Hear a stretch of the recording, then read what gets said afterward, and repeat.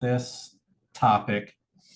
Uh, we're going to continue along with the manual for teachers and to review something that comes up when practicing A Course in Miracles.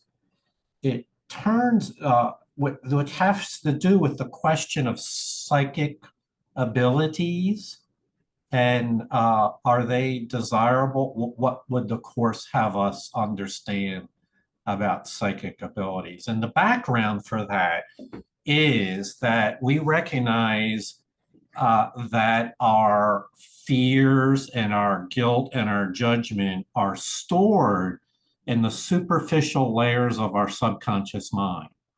This is what happens to people. We store the memories of those things and then relive them again and again as long as they remain stored away and we believe in them.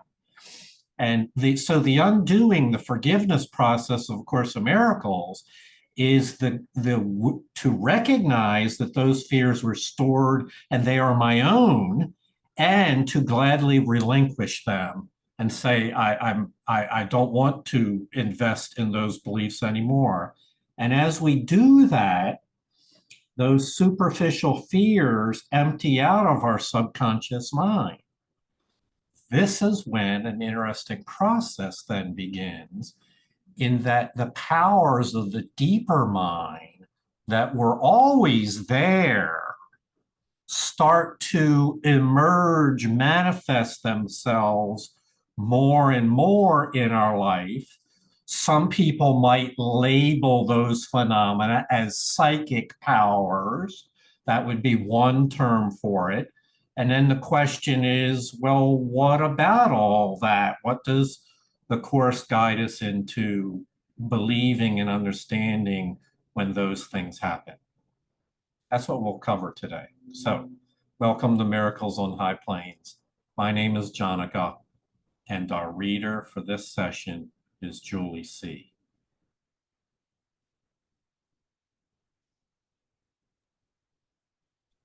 Are psychic powers desirable? The answer to this question is much like the preceding one. There are, of course, no unnatural powers, and it is obviously merely an appeal to magic to make up a power that does not exist. It is equally obvious, however, that each individual has many abilities of which he is unaware. As his awareness increases, he may well develop abilities that seem quite startling to him. Yet nothing he can do can compare, even in the slightest, with the glorious surprise of remembering who he is. Let all his learning and all his efforts be directed toward this one great final surprise, and he will not be content to be delayed by the little ones that may come to him on the way. So this first paragraph really sets the stage for the entire commentary about psychic powers. So there's nothing about that. There are no unnatural powers of the mind. They are all natural. However, there are many abilities of the mind of which we are unaware. And then when they appear, it becomes surprising or we're not used to it. So we may question those abilities. They might even be startled by them. So let's assume for the moment that in your practice of miracles, as you free yourself from the bars of fear and judgment, that certain powers of the deeper mind do start to manifest themselves in your experience. What have we to say about them? Don't allow that to distract you from the glorious goal of remembering who you are Don't allow yourself to be delayed by these little manifestations that may come to you along the way. And this message of not becoming distracted by the psychic powers is, I believe, the chief message of what we're going to be reading here in this session. Sandra? Yeah, this is amazing because the abilities that I might be unaware of, those abilities are based in the fact that I'm not a body. And so as long as I am identifying with being a body, I'm going to identify with limitation. Right. I'm complete. Yeah. Yes. So this is about levels. We are not a body, because a body could not know someone was going to call you right before the phone rings. Bodies don't have that information, but the mind operates on levels which have been largely obscured to our awareness because we were preoccupied with the dreams of our ego. And when the dreams of the ego no longer occupy our mind, we become more aware. As it says, as your awareness increases, you may well develop abilities that seem quite startling in comparison to your past. These are abilities of the mind. And again, these are not unnatural powers. They are inherent in the existence of higher mind. The only thing that is startling here is that we don't see them manifested in everyone. You may not have seen these occur in your own life as yet. Bottom line, be not content to be delayed by these little surprises, these little manifestations that may come to you along the way. We'll have more to say on that. Most of this message, most of the message, of Course of Miracles, is that there are obstacles that are placed in our path by the ego and can easily allow those things to slow us down and hold us back. Well, here's another one. The manifestation of psychic powers can become, and in itself, there's nothing about those manifestations that are unnatural. But if we become preoccupied by them, they can become distractions and slow us down. We'll go on.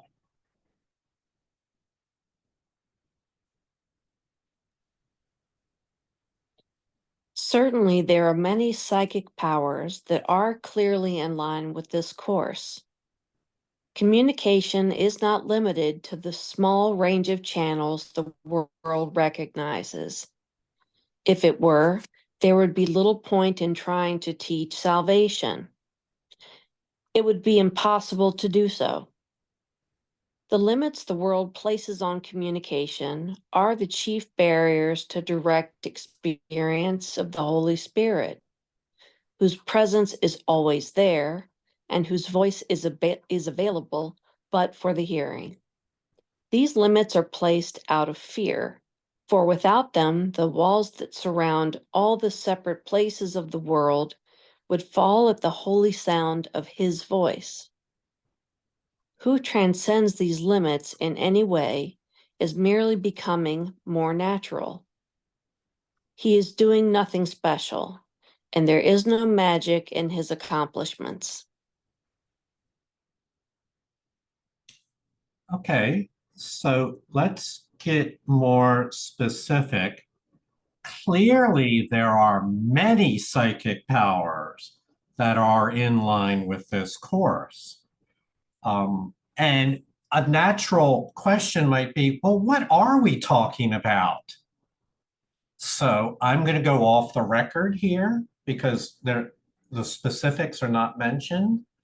But I'm just going to share my 2 cents here. And we're talking about powers of the mind. We're not talking about making spoons bend and making objects disappear or anything like that. We're talking about information, I'll call it information, understanding that arises in your mind that is, when compared to something that another person is experiencing, is extremely coincidental, we would say. For instance, I send a text message to someone that's in the class for whatever reason. I just felt inspired. I read it and send them a text message, and they immediately reply back and say, "We were just talking about this." And so the only thing that's unusual about that is, one, it's the same topic, but also it's in the same 5-minute period.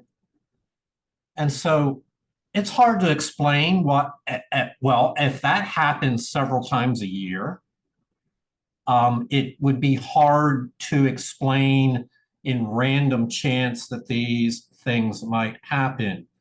Oftentimes it does, my experiences have taken that form where it's I and another person are on the same topic, the same sentence, even though we are perhaps miles apart and have not talked for a week. All of a sudden, I decide to call them and they say, "We were just talking about you." And then something comes up in the conversation and they say, "Well, I just shared that with my friend this morning." And it's just like, "Oh, wasn't that cool?" We would call it, Carl Jung called it synchronicity. Someone else might call it a coincidence. And it really doesn't matter what you call it, but we do know that there's really deep down inside one mind in all the universe. And so it should not be a surprise that that one mind, when it speaks to us at our human level, speaks to more than one of us at a time. Let's now read, with that in mind, read again what that we just read. Communication, we're talking about the one mind of creation and the things which might be helpful for the mind of creation to bring to your awareness, is not limited to the small range of channels the world recognizes. That the limits the world places on mind communication are the chief barriers to direct experience of the Holy Spirit. I need to triple emphasize this.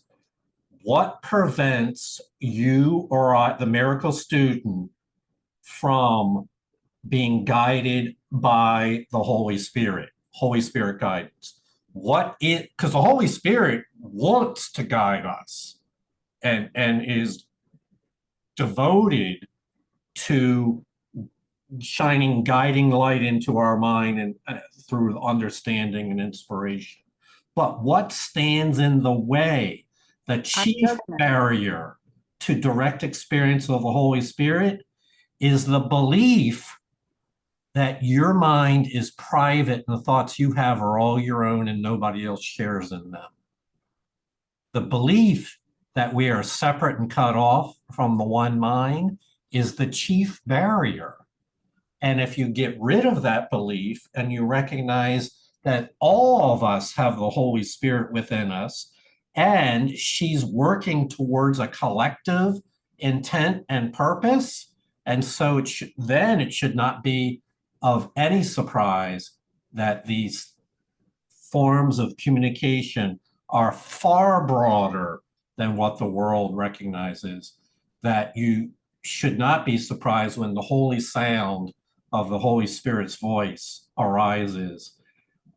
In fact, growth in this course is just about freeing yourself from the little beliefs that you're all alone in your mind. It's all separate, and only your own thoughts are there, isolated from the rest of the universe. That limitation, freeing your mind from that, who transcends these limits in any way, is merely becoming more natural, restoring yourself to your original state, is doing nothing special, and there's nothing magical in these accomplishments. Heather? Yeah, it reminds me of where it talks about the authority problem.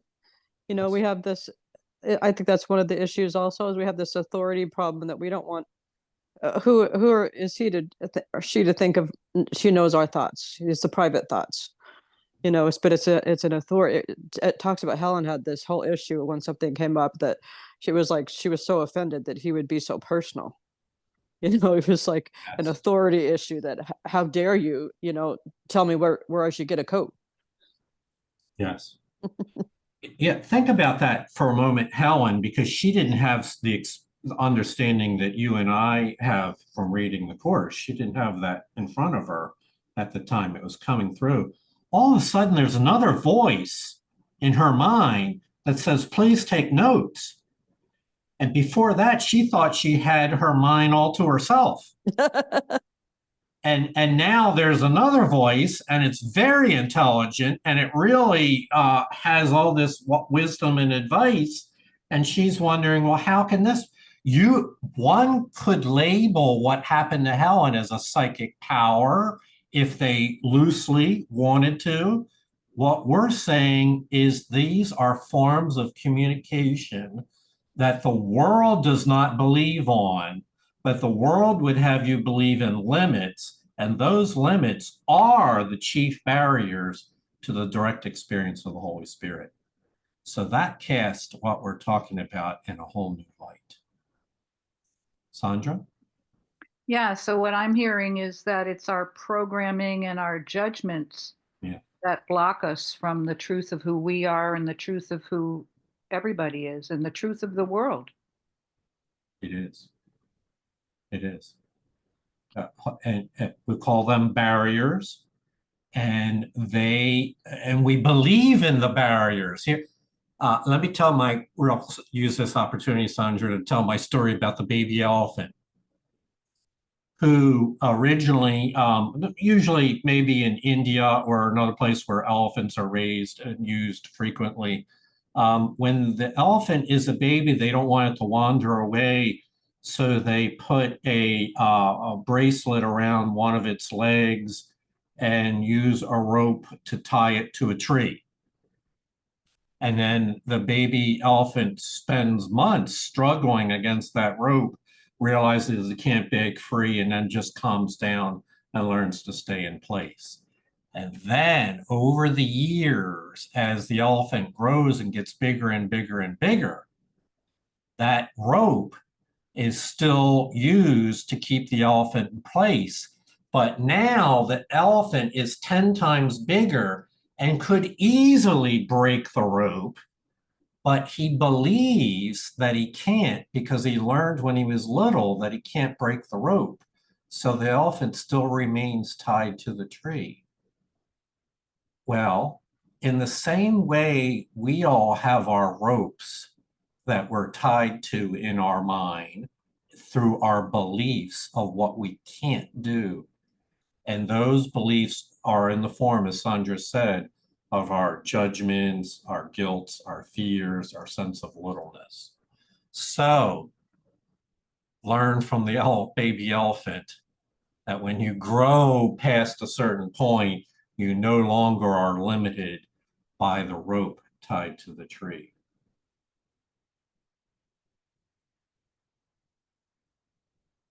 We'll go on. The seemingly new abilities that may be gathered on the way can be very helpful. Given to the Holy Spirit and used under His direction, they are valuable teaching aids. To this question of how they arise is irrelevant. The only important consideration is how they are used. Taking them as ends in themselves no matter how this is done, will delay progress. Nor does their value lie in proving anything. Achievements from the past, unusual attunement with the unseen, or special favors from God. God gives no special favors, and no one has any powers that are not available to everyone. Only by tricks of magic are special powers demonstrated. Mhm. All right, so we're going to really emphasize all these points because I think they're really significant. The seeming new abilities, these powers of the mind, definitely may be helpful. And when they're used to advance the purpose of the Holy Spirit under Holy Spirit's direction, they are valuable teaching aids. The Course is not opposed to these mental, I don't know if mental's the power of the mind being used for the purposes of advancing the Holy Spirit. But there's a warning shot here, and there's a reason why there's a warning shot I'll get to in a minute. The warning shot is to then become preoccupied with the nature of these powers, with all kinds of theories on how they arise and what they're capable of. Oh my goodness, a lot of things are just coming to mind right now of people that I've met that are into this practice. So let me just say that I have encountered a number of people that would call themselves psychics. They're believers in psychic powers, and they pursue that as their dominant belief system. And so this paragraph describes many of what you would see there. They become very fascinated by the phenomena itself and theories about how it comes about. This is their primary focus. They take them as ends in themselves. Oftentimes, they make money doing these things. They try to use it to prove that the individual that has this ability is special, has an unusual gift, so that they become revered for their gift. And what more do I want to say about that? There are religions that are founded and based around these things. So this really is grabbed the attention of many people. And the Course is warning its practitioners not to be distracted by the idea of specialness, nor to view these powers as ends in themselves, nor even to be concerned with the mechanisms of how they arise. And so that is the reason why I believe this section has been written, is to prepare miracle students for when these powers do arise, not to think of themselves as any different, but rather to give these powers over the Holy Spirit to be used as a valuable teaching aid. Sandra? Would you say the confusion is comes from us looking at these abilities from a body perspective, which is what makes it, want to be special? Because they're not special. They're natural, but because we keep viewing it from an identity of being a body, we we turn it into special, because again, it comes from judgment. Yeah. Well, it takes the people that follow down this line of interest in psychic powers has many forms. Some of them might have to do with body identity. Others are really get into the pure mind part, Sandra. Like if I were to tell you right now that I'm going to project myself into another world on the other side of the universe and have an experience there and a conversation with people and then come back, you can view that as being a part of the body or not. It doesn't really matter. As it says here, it's irrelevant, all how these things happen. So it takes many forms. Yes, there are body identification versions of it, and there are also versions of it that would seem to be beyond or not as concerned with the physical body. I wouldn't take any more interest in what they're doing. In fact, the Course is here to make the statement, as it did a moment ago, to not allow oneself to be delayed by the forms of these little gifts. So this is probably the last we'll speak about it because this session is on that. So yeah, there's all kinds of things that could be said about that. But our focus is on how does a miracle practitioner manage or respond to the arising of insights and knowledge, which clearly seems to be not easily explained by any kind of rational attempt to explain. How did you know that? Where did it come from? We'll go on.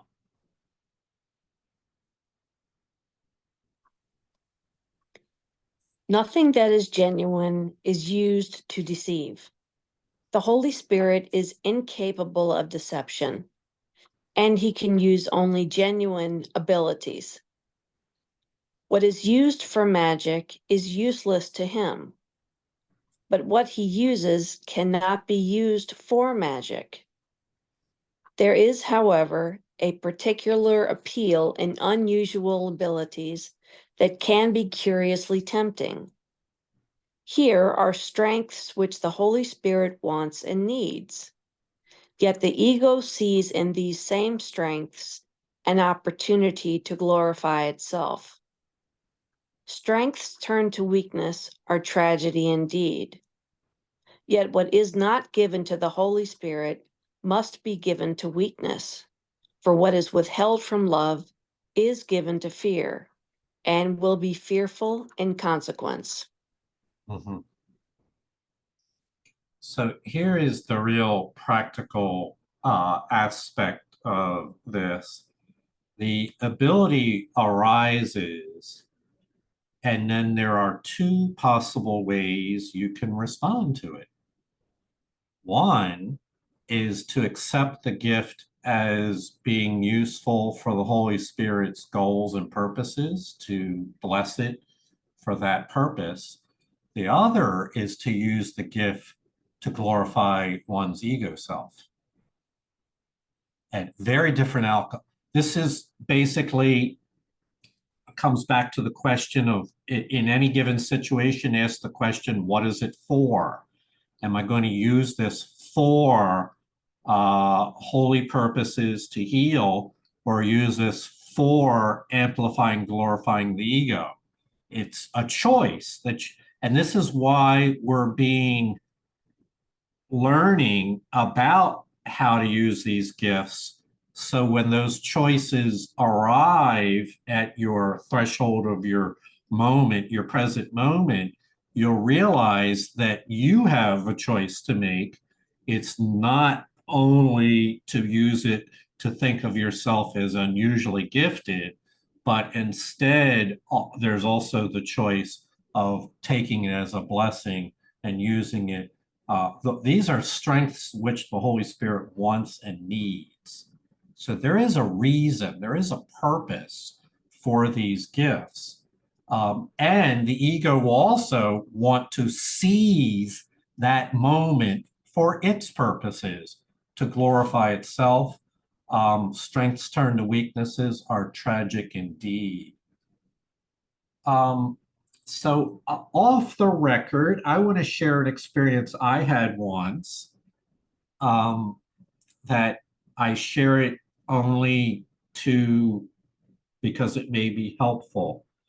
So there was this individual that came amongst a group of believers that I was with.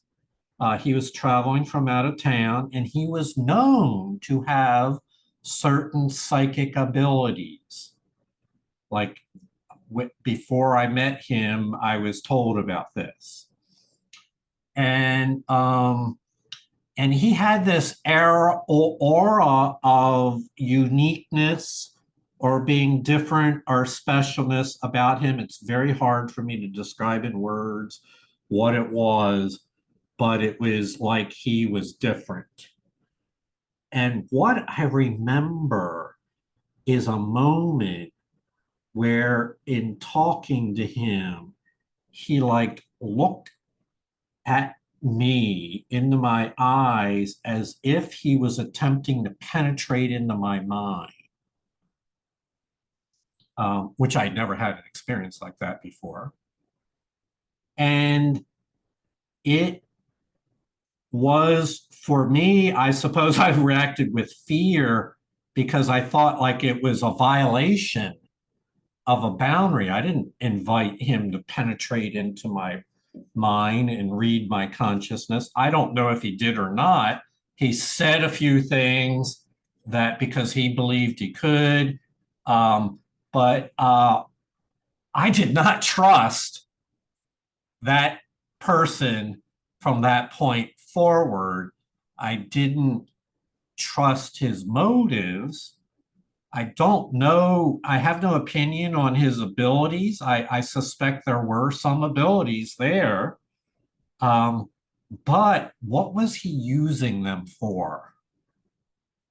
In retrospect, not being his judge, it makes me wonder, because he was using them in a context of a spiritual group or a spiritual community, coming around people that were believers, but perhaps not having good boundaries around that. I don't know, but it was an experience I'm not looking to have again, and I don't recommend people seek out or look for that.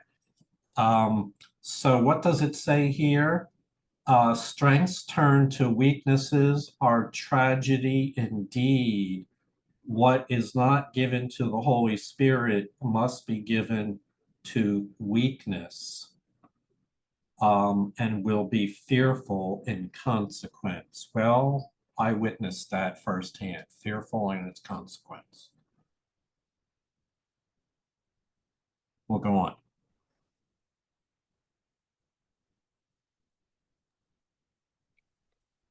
Even those who no longer value the material things of the world may still be deceived by psychic powers. As investment has been withdrawn from the world's material gifts, the ego has been seriously threatened. It may still be strong enough to rally under this new temptation to win back strength by guile. Many have not seen through the ego's defenses here, although they are not particularly subtle. Yet, given a remaining wish to be deceived, deception is made easy. Now the power is no longer a genuine ability and cannot be used dependably. It is almost inevitable that, unless the individual changes his mind about its purpose, he will bolster his power's uncertainties with increasing deception. So I read this and I hear a warning to miracle practitioners. Caution, a yellow flag here. Do not drive into the ditch here. So let's assume for a moment that this paragraph applies to you and I, that it's meaningful, even to those who no longer value the material things of the world may still be deceived by psychic powers. So we're talking about someone that is making spiritual progress,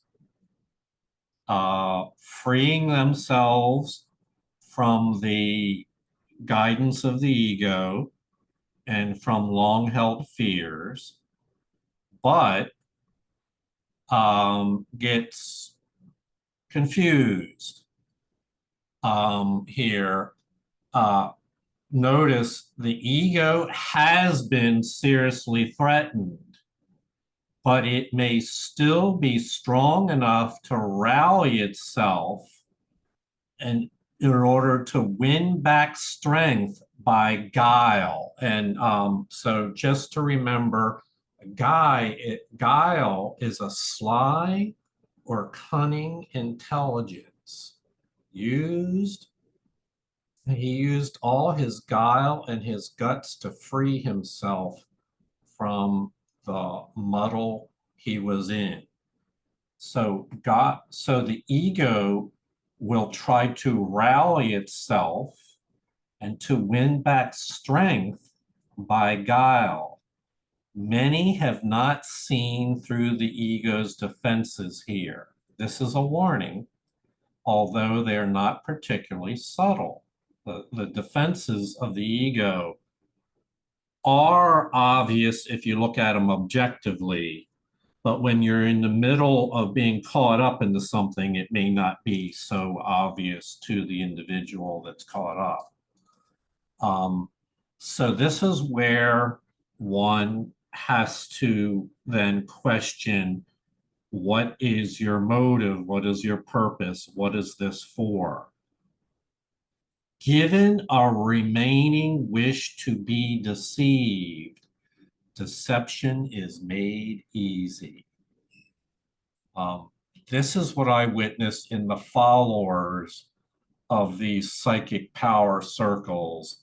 They seem eager to believe in these powers. They readily throw in their faith in that direction. And so when that happens, these psychic powers are no longer a genuine ability and cannot be used dependably. Remember, we talked about it a moment ago about being used tragically. It is almost inevitable that unless the individual changes the mind about its purpose, he will bolster the power's uncertainties with increasingly deception. For in other words, he'll become fascinated with the nature of this power, increasingly make it central to his ego self-image and become bolstered in it with increasingly deception. I'm trying not to be judgmental, but I've felt it, I've seen it, I've witnessed it. I knew I didn't want to be on that path, but you too may encounter these things. Knowing that these choices are available to you is what this is about, is realizing that you have a choice to make. And the choice always comes back to whether or not you want to see clearly or you are willing to have the ego win back its strength by guile, by its cunning deception. By the way, I'll say one more thing here. There's a certain temptation and fascination to feel like you're in on something really special, really powerful that nobody else has. These are like the mystery cults and various societies that have secret knowledge. It feels like we're really special because we've got this knowledge that nobody else has. And that gives us powers and abilities over the others. There's a temptation there to be a wish to be deceived, where deception can then be made easy. Go on.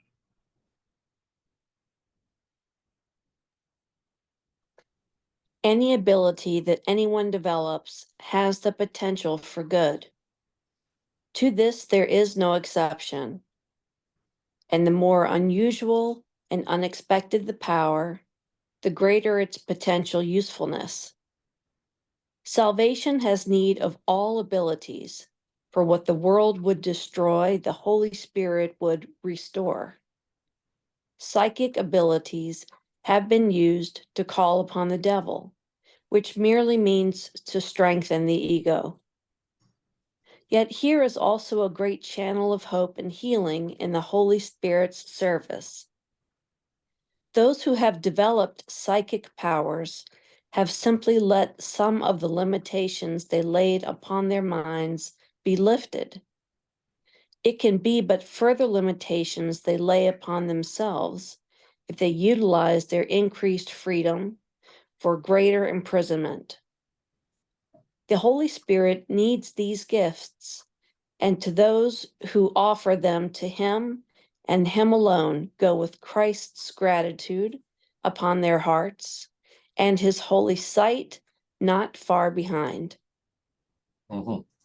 So we should broaden this perspective to realize that psychic abilities are but a small subset of a much broader set of abilities that appear within the human experience.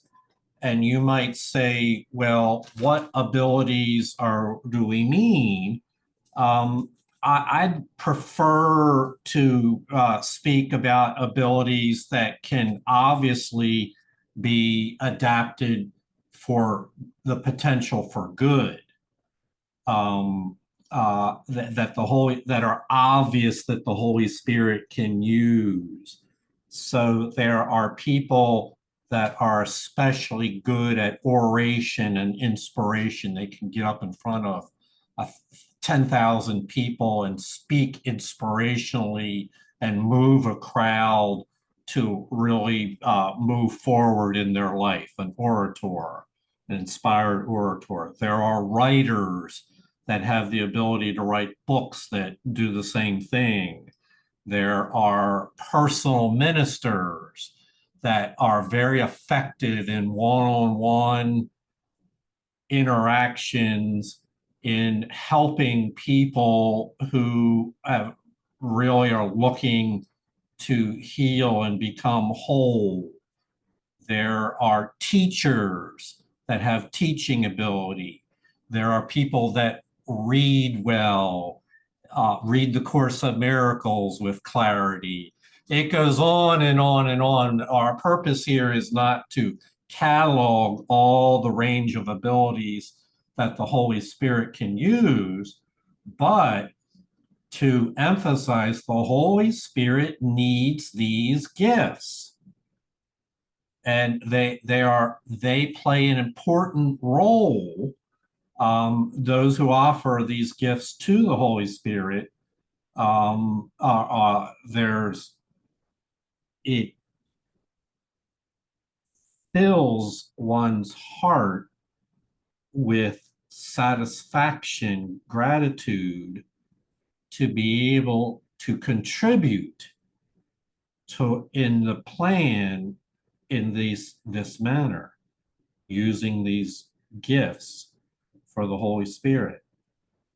So to continue for a moment along the line of gifts, the Course tells us that everybody has a little bit of every gift. This is kind of an unusual statement, is not accepted, I think, within educational psychological circles. The Course says that these abilities lie deep within you. After all, we did say that these are powers that develop as you free yourself from the bondage of the ego, as you let some of the limitations they laid upon their minds be lifted, then these powers emerge. Everyone has some of these abilities. No one has a monopoly on any of the abilities that can be used for the Holy Spirit. So the point being is that you're developing the abilities that Holy Spirit brings forth to you, plays an important contribution. And while today's session is not really a workshop on recognizing where your abilities are, that would make an interesting workshop of an increasing awareness of what abilities are calling to come forth in you, because you can cultivate those abilities. You can embrace them, welcome them, be grateful for, accept them, and work with them. You can offer them to the Holy Spirit and practice them. And sure enough, you become better at expressing them. So broadly, there are many abilities that the Holy Spirit would work with. The special case that we're talking about in this session are psychic abilities, but there are others. And the same will be true about all these abilities. The more, this is true, the more unusual and unexpected the power, the ability is, the greater its potential usefulness, because the more unusual it is, the fewer people that will have it to display. So Helen, for instance, had an ability to sit down at her kitchen table and write for hours in shorthand and express the thoughts that came to her. Edgar Cayce had an ability to also connect with powers of the mind that are not well understood. And the list goes on. You have abilities which have yet to fully express in your life. Some of them may have started to express and you didn't believe in yourself. You instead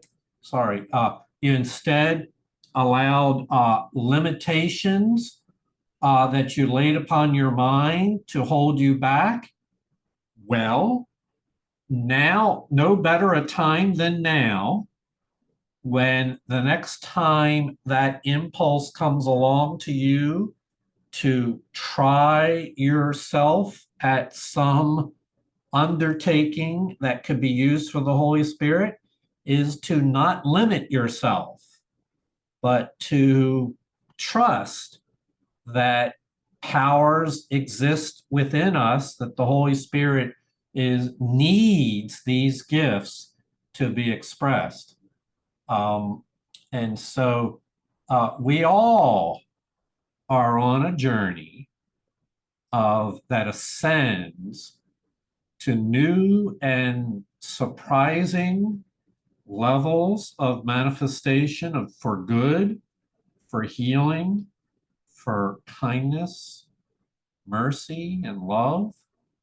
we're all on a journey, and our abilities act like instruments, like musical instruments that allow us to play along, to participate in this great symphony of creation. And so you're invited to let Holy Spirit express herself through your abilities. That's as far as we're going to read today. We're going to pick up again next time.